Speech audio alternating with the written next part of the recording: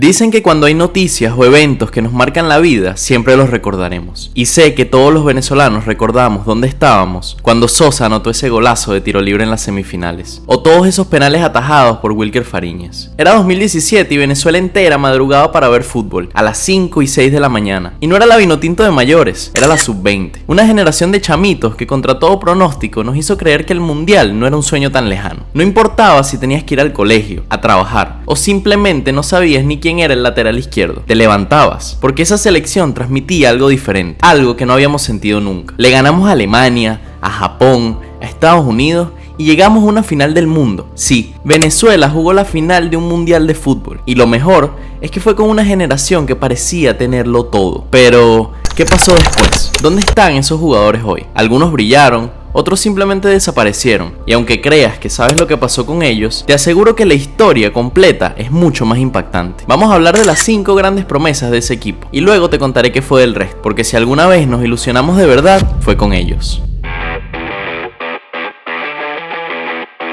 Adalberto Peñaranda era el elegido, el que todos pensábamos que iba a romperla, el que con apenas 18 años ya estaba jugando en la Liga Española y rompiendo récords que le pertenecían al mismísimo Leo Messi. Cuando lo veías con la camiseta de Venezuela, sabías que él tenía algo diferente. Regateaba como si tuviera 30 años de experiencia, jugaba con desparpajo, con esa mezcla de irreverencia y talento que no se enseña en ninguna academia. En el Mundial Sub-20 fue determinante, uno de los que más brilló, y parecía que su techo no existía. Pero entonces, algo se rompió. Una polémica tras otra. Problemas de indisciplina, cambios de clubes constantes, préstamos sin estabilidad e incluso problemas burocráticos que no le permitieron jugar con el Boavista en Portugal.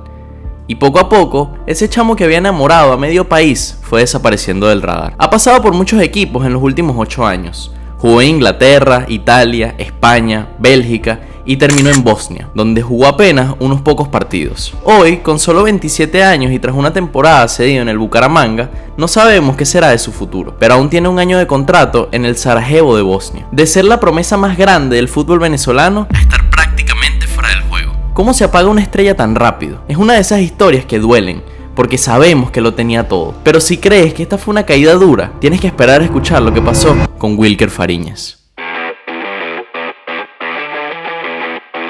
Wilker tenía solo 19 años y ya atajaba como si tuviera 35. Él no solo fue clave en ese Mundial Sub-20, fue una muralla, una leyenda en tiempo real.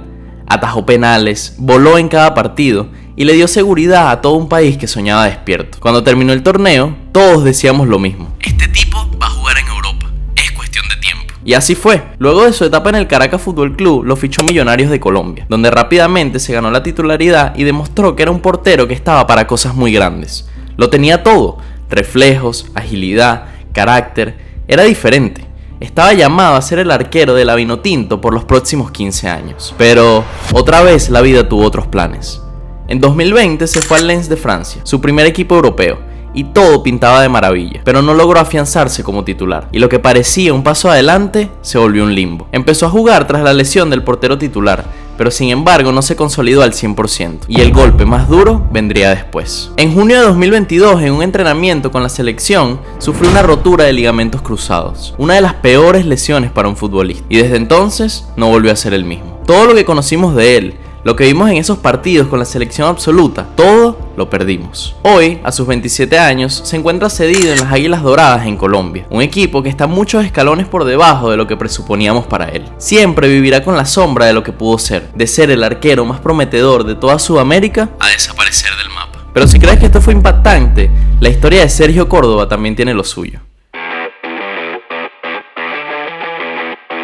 Córdoba en ese Mundial Sub-20 fue el goleador de Venezuela. Marcó 4 goles. Era rápido, potente, definía bien y tenía algo que no se enseña: el olfato de gol. Muchos decían: este chamo va para grande. Y la oportunidad le llegó muy rápido. Fichó por el Augsburgo de la Bundesliga, en Alemania. Fútbol de élite. Era el lugar perfecto para explotar, pero no explotó. Le costó adaptarse, alternaba titularidades con la banca, no encontró continuidad y empezó un peregrinaje. De Alemania a Estados Unidos con el Real Salt Lake. Luego, Vancouver Whitecaps. Después pasó al Alanyaspor de Turquía y de ahí se fue en préstamo al Sochi de Rusia. Pero la verdad es que nunca terminó de asentarse en ningún lado. Y no es que no tuviera el talento, el problema fue otro: la regularidad. calidad. A veces brillaba, pero el siguiente partido desaparecía. Se convirtió en una casi estrella, casi titular, casi goleador. Y hoy, con 27 años, se encuentra aún en el Alanyaspor de Turquía. Y aunque sigue en activo, el brillo de aquella promesa parece muy lejos. Pero sí hubo alguien de esa generación que cumplió con las expectativas, que pisó la élite y que se mantuvo allí. Y ese fue Yangel Herrera. Yangel siempre fue el más cerebral del grupo, el mediocampista total. Recuperaba, distribuía, pisaba el área. En ese mundial fue el equilibrio, el capitán y el que sostenía todo sin hacer ruido. Y después de este torneo, lo fichó nada más y nada menos que el Manchester City. Pero claro, no debutó ahí, lo cedieron. Primero al New York City Football Club, luego al Huesca, Granada y Español. Y en cada uno de ellos cumplía. No hacía escándalo, no pedía focos, pero jugaba. Y jugaba muy bien. En España se ganó el respeto, tanto así que el Girona, equipo del City Group, apostó por él y rindió. Hoy es uno de los motores de este equipo y fue uno de los titulares que hicieron historia la temporada pasada clasificando a la Champions League por primera vez. Además, con la selección, debutó oficialmente en octubre de 2016 y ya desde hace un par de años es titular indiscutible, siendo uno de los centrocampistas más importantes para Venezuela en su lucha para la clasificación al Mundial. A diferencia de muchos de sus compañeros, Yangel no se desvió. Su carrera no fue deportada, pero ha sido la más estable y sólida de toda esa generación. Aunque si hablamos de portadas, de talento puro, de magia, entonces hay que hablar de Jefferson Soteldo. Soteldo era un distinto, medía 1,60, pero cuando agarraba la pelota parecía un gigante. En ese mundial fue desequilibrio puro, regates imposibles, asistencias clave, goles, era magia en estado puro. Antes del torneo ya había firmado con Huachipato de Chile, pero su carrera fue una montaña rusa desde el principio. Brilló en Zamora, deslumbró en Chile, dio el salto a Santos de Brasil y allí fue figura. Usó la 10 que alguna vez fue de Pelé y no le pesó. En 2021 llegó a la final de la Copa Libertadores siendo uno de los mejores jugadores de todo el continente. Pero justo cuando parecía que explotaría, empezó a desaparecer. Se fue a la MLS con el Toronto Football Club y no funcionó. Pasó por Tigres, volvió a Santos y descendió. Estuvo un tiempo en Gremio y hoy en día se encuentra en el Fluminense, siempre dejando destellos de su calidad, pero sin continuidad. A veces las lesiones, otras veces la disciplina, y aunque el talento siempre estuvo, el fútbol de élite no perdona los altibajos. Y hoy, con 27 años, Soteldo sigue siendo uno de los jugadores más queridos por nuestra afición, y cuando se pone la camiseta vinotinto, aún tiene el poder de levantar todo un país con una sola jugada. ¿Y qué pasó con el resto de la generación del 2017?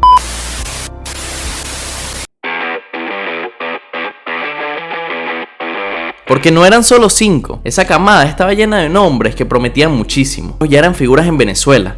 Wilker Fariñez, Peñaranda, Soteldo y Córdoba, ellos eran las caras visibles, pero detrás había talento de sobra. Jugadores como Ronaldo Peña, Jan Hurtado, Samuel Sosa, Ronaldo Lucena o Ronald Hernández, todos con condiciones, con ofertas y todos con un país que creía en ellos. Pero algo pasó, algunos se fueron muy jóvenes a ligas donde nunca jugaron, otros sufrieron lesiones, decisiones erradas, falta de minutos o simplemente se estancaron. El salto al fútbol de élite es cruel, no basta con el talento, también necesitas mentalidad, entorno, paciencia y un toque de suerte. Ronaldo Peña llegó a Europa pero nunca logró consolidarse. Samuel Sosa tuvo chispazos, pero hoy no es ni la sombra de lo que se esperaba. Ronaldo Lucena pasó de ser el cerebro del mediocampo a pelear por minutos en ligas menores. Y Ronald Hernández llegó a la MLS y sigue estando allí desde hace muchos años, a pesar de no seguir contando para la selección por un bajón de nivel. Y luego están los más olvidados: Ronaldo Chacón, Joshua Mejía, José Hernández, Edwin Quero, Ever García, Luis Ruiz,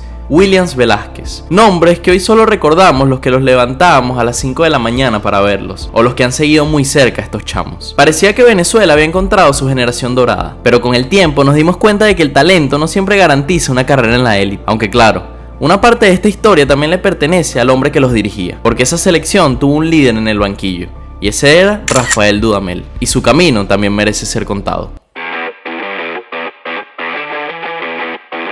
Cada generación dorada necesita un guía, y en 2017 ese hombre fue Rafael Dudamel, ex arquero de la Vinotinto, apasionado, meticuloso y obsesivo. Fue él quien le dio forma a un equipo que no solo jugaba bien, sino que también creía. Convirtió a un grupo de chamos en una selección temida. Le ganaron a Japón, a México, a Alemania, a Estados Unidos y pusieron a Venezuela a jugar en una final de un mundial. Y eso no lo había logrado nadie, ni antes ni después. Después de ese torneo, Dudamel fue ascendido como seleccionador absoluto. Parecía el movimiento lógico, el más justo, pero las cosas no salieron como esperaban. Tuvo momentos buenos, claro, como esa Copa América de 2016 donde llegó a cuartos de final, puesto que replicaría en la Copa América de 2020, pero también se enfrentó al desgaste con la federación, problemas y diferencias políticas, falta de apoyo, hasta que en 2020 se fue, sin llegar al Mundial, sin continuidad y sin cerrar el ciclo que había empezado con tanto brillo. Desde entonces ha pasado por Atlético Mineiro, Universidad de Chile, Deportivo Cali, pero nunca volvió a tener el impacto que tuvo con esa sub-20. Fue el arquitecto de un sueño, pero no el que lo terminó de construir. Y lo más duro es que ese sueño